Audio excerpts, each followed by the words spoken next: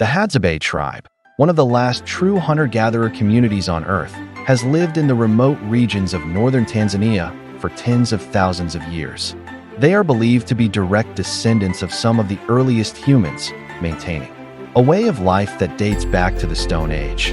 Unlike neighboring tribes, the Hadzabe have resisted agriculture, livestock keeping, and modern influences, relying instead on hunting wild game with handmade bows and gathering fruits, tubers, and honey from the land.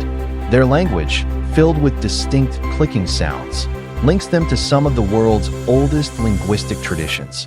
For generations, the Hadzabe have roamed freely near Lake Eyasi, moving with the seasons in search of food and water. They do not build permanent homes, instead crafting simple shelters from branches and leaves. Their way of life is deeply connected to nature, surviving solely on the land without the use of modern technology. However, their existence is increasingly threatened by land encroachment, deforestation, and pressures from modernization. Despite these challenges, the Hadzabe remain one of the few tribes preserving as the first light of dawn stretched across the vast plains of Lake Eyasi. A group of Hadzabe men set out for a hunting spree, each with their bow and arrow. The cool morning air carried the distant sounds of birds and rustling leaves, a sign that the land was waking up. With bows slung over their shoulders and quivers filled with hand-carved arrows tipped with poison, they prepared for the hunt, an essential ritual that had sustained their people for thousands of years. Silently, they moved through the dry grasslands, their bare feet making no sound against the earth. Their sharp eyes scanned the surroundings, reading the subtle signs left behind by animals. A broken twig, a fresh hoof print, or the faint scent of prey in the wind. All whispered clues only a skilled Hadzabe hunter could understand. Soon, one of them raised his hand, signaling the others to stop. He had spotted a wild boar just beyond the acacia twigs. The hunters crouched low, their bodies blending with the landscape. With precise movements, they nocked their arrows, drawing their bows with practiced ease. The silence was broken by the swift release of a single arrow, flying through the air with deadly accuracy. The wild boar was hit. It let out a loud sound as it staggered, then fell as the hunters ran after it. The men rushed forward, their voices rising in triumphant shouts. Today, their people would eat well. They thanked the land for its gift, knowing that tomorrow they would set out again. Welcome back, Wild Wonders family. To all our returning subscribers, thank you for your continued support. And to our new viewers, welcome to Wild Wonders Diaries, where we take you on breathtaking journeys to the world's most remote tribes, ancient traditions, and untamed wilderness. Here, we uncover the hidden wonders of nature and culture, from the last hunter-gatherers to extraordinary survival stories. If you love tribal documentaries, untold histories, and raw adventures, you're in the right place. Hit that subscribe button and turn on the notification bell so you never miss a new episode. Don't forget to like, comment, and share to help us bring more incredible stories to the world. Let's explore the wild together.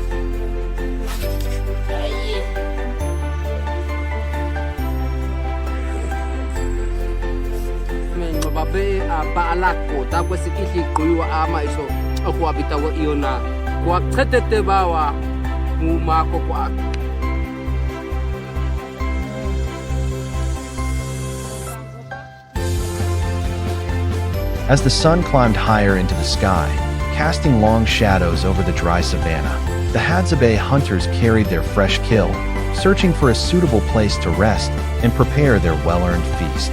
The weight of their fresh kill, a wild boar, hung heavy across the shoulders of some of the younger hunters, a sign of the day's success.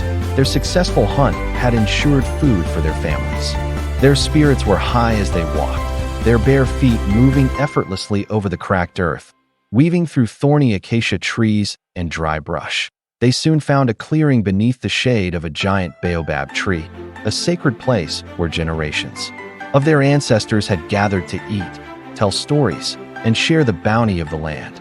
The men wasted no time. Some began gathering dry wood. Gunda, the eldest among them, took on the most sacred task, making fire. He had done this countless times, just as his father and grandfather had before him. Crouching low, he selected two dry sticks, one thick and sturdy, the other thin and smooth. He placed the thinner stick into a small hollow carved into the larger piece and began rolling it rapidly between his palms. His hands moved with rhythmic precision, his muscles conditioned by years of practice. The other hunters paused, watching with anticipation as tiny curls of smoke began to rise. Gunda blew gently, coaxing the ember to life. He reached for a handful of dry grass and pressed it against the smoldering wood, his breath steady and deliberate.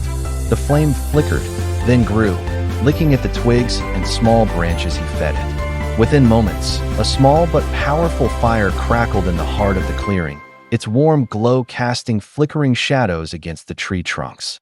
The boar is then hurled over the fire on top of the sticks. As soon as the hair on the bayer was roasted, they swung into skinning the boar with sharp knives chipped from stone and metal, their practical hands working swiftly. The men wasted no time. Strips of freshly cut meat were skewered onto sharpened sticks and placed carefully over the open flames. The scent of roasting meat soon filled the air, blending with the earthy aroma of the savanna. Fat dripped onto the burning wood, causing small bursts of flame to rise, crackling and hissing in the fading light.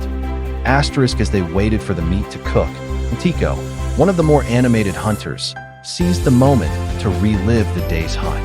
With a mischievous grin, he jumped to his feet and began mimicking the wild boar's desperate attempts to escape. It ran like this, he shouted, bending low and stomping his feet as if darting through the bush. And then it stopped, staring at me.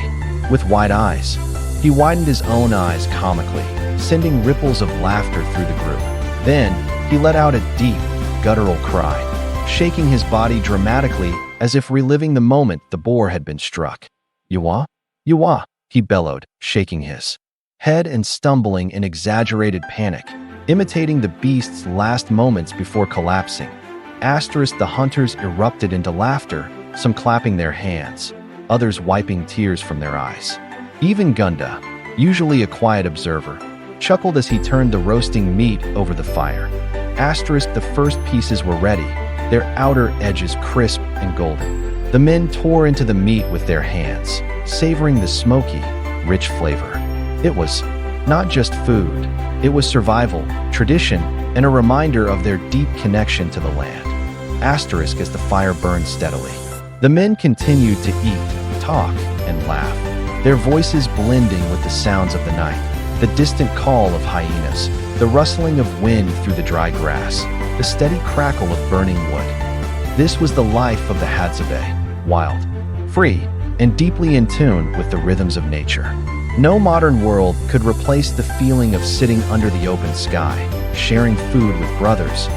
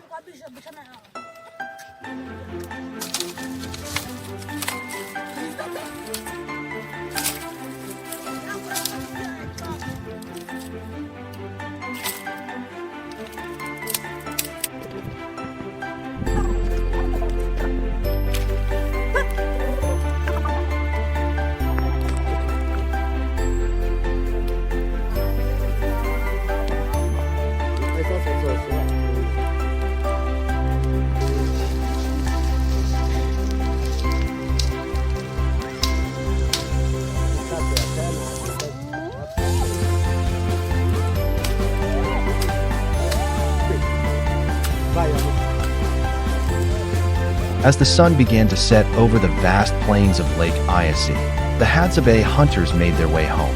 Their bodies were weary from the long day's journey, but their spirits were high. The hunt had been successful, and their hands carried the weight of their victory, the fresh meat of the wild boar they had taken down. The dry savanna air carried the scent of dust and sweat, but mixed within it was the unmistakable aroma of fresh game, a scent that signaled both survival and celebration. As they neared the outskirts of their camp,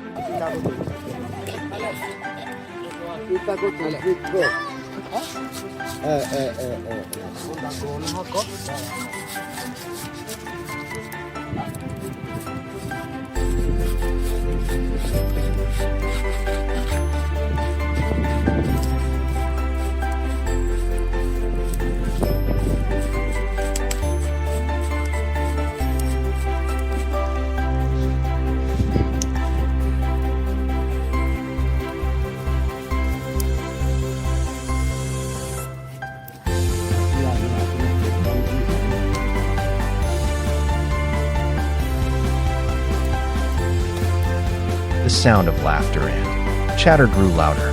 Women and children, who had been waiting anxiously, rushed forward to meet them. Their faces lit up with excitement as they saw the hunters approach with their bounty. The young ones, barefoot and full of energy, ran around the men, trying to catch a glimpse of the meat. The women, dressed in colorful animal skin wraps, quickly took over, reaching for the heavy portions of meat with practiced hands. The men smiled, exchanging words with their wives, telling them about the long pursuit, the chase, and the moment their arrows had struck the target. The children, wide-eyed with curiosity, listened as their fathers animatedly recounted how the boar had tried to escape, only to fall to their skill and precision.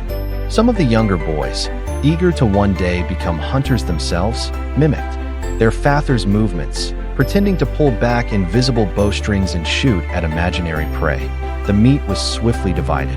The larger portions were taken to the women, who would prepare them for supper, while the remaining pieces were carefully hung on the branches of a large tree near the center of the settlement. This was a traditional way of preserving the meat, allowing the dry air and the sun to slowly cure it so it could last for days. Birds hovered nearby, eyeing the fresh meat, but the Hadzabe knew their methods well. Soon, the meat would dry and harden, safe from scavengers and ready for future meals. As the stars began to twinkle in the darkening sky, it was time to prepare supper. Though the hunt was a man's duty, the Hadzabe also took pride in cooking. The men gathered around the fire, ready to turn their catch into a feast.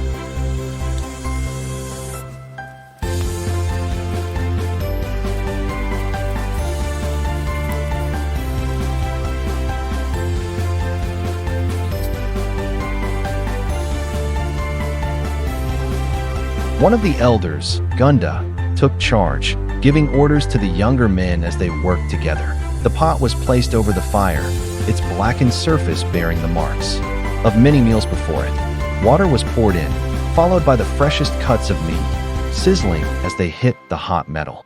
The hunters knew exactly how to season it, using crushed wild herbs, roots, and salt harvested from dried riverbeds. The rich aroma filled the air, making everyone's stomachs rumble in anticipation. As the pot boiled, the men sat around the fire, watching over it carefully. They spoke in low voices, laughing about the day's hunt, sharing old stories of past adventures, and teasing the younger ones about their first hunting experiences. One of the hunters, Tiko, couldn't resist retelling the story of how the boar had cried out in its last moments. He stood up, stomping his feet and grunting, mimicking the animal's frantic attempts to escape. "It was running like this," he said, darting back and forth, making everyone laugh. Then, when it saw me, its eyes got big, and it screamed, "Yawa, Yawa," just before the arrow struck. He clutched his chest dramatically and fell to the ground, pretending to collapse like the boar had. The children roared with laughter, while the elders shook their heads with amused smiles. Soon, the meat was tender.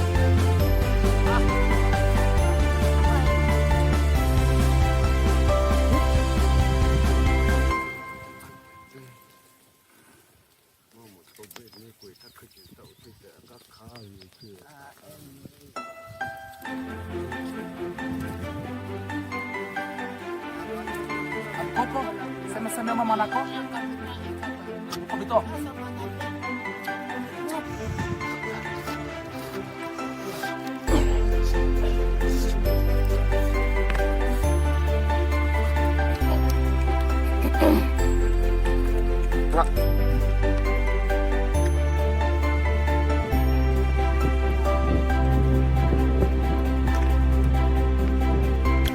Ulu na ba?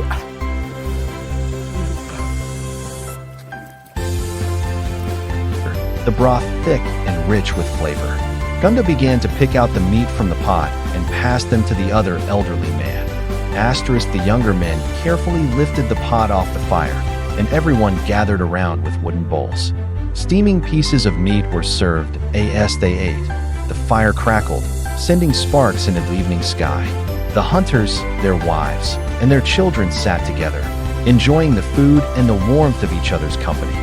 As the flames of the evening fire flicker under the vast African sky, the Hadzabe sit together, sharing food, stories, and laughter, just as they have for thousands of years. Their way of life is a living connection to humanity's earliest roots, a testament to survival, resilience, and harmony with nature. But as the world around them changes, their traditions face new challenges. Will the Hadzabe continue to thrive in the land they have called home for generations? Or will the pressures of modern society threaten to erase this ancient way of life? The story of the Hadzabe is more than just history. It is a reminder of where we all come from.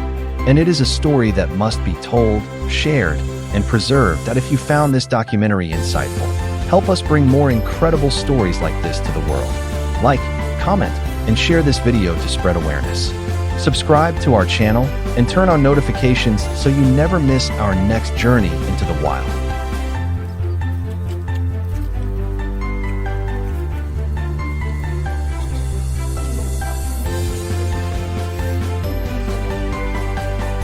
Nico, being the hardened younger one among the hunters, wouldn't stay away from the pot of the delicious meal prepared.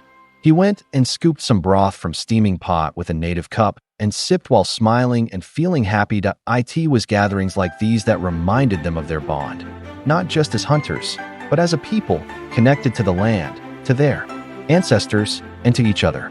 Tomorrow, the hunt would begin again, but for now, they ate, they laughed, and they celebrated the life they had built in harmony with nature. Thank you for watching Wild Wonders Diaries, where the untold stories of the world come to life. Until next time, keep exploring, keep learning, and keep the wonders